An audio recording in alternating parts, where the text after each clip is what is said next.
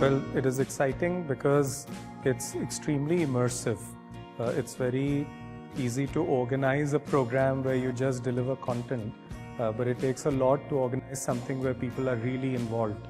I didn't even realize it's been more than 2 days that I've been around, so must say that this was a job very well done.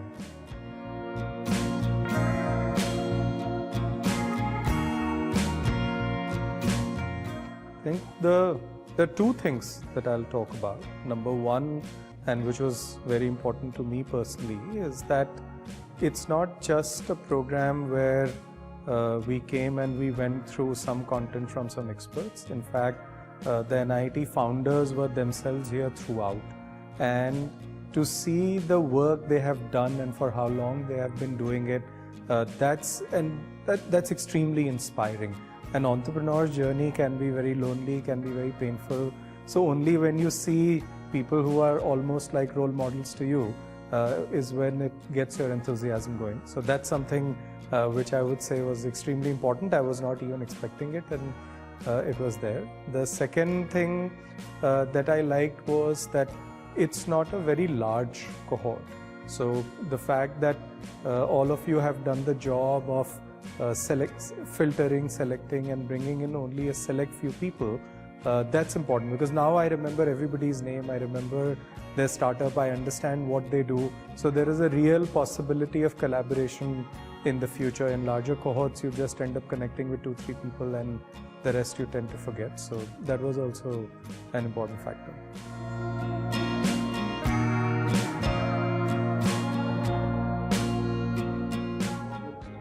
Oh, very comfortable. It reminded me of my own days in boarding schools. I grew up in boarding school since I was in class 4th, so a lot of nostalgia.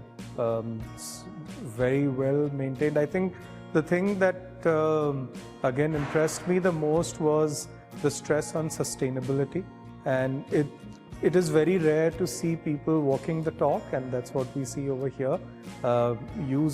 Intelligent use of technology, the commitment to it, and the drive to reinforce. So it's actually visible in the culture over here. So I would say that in that sense, this is better than any other infrastructure I've seen so far in the country. So again, great job.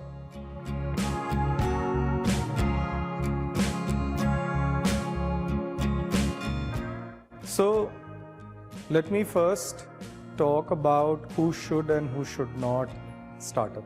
That's a very important thing. It's not for everybody.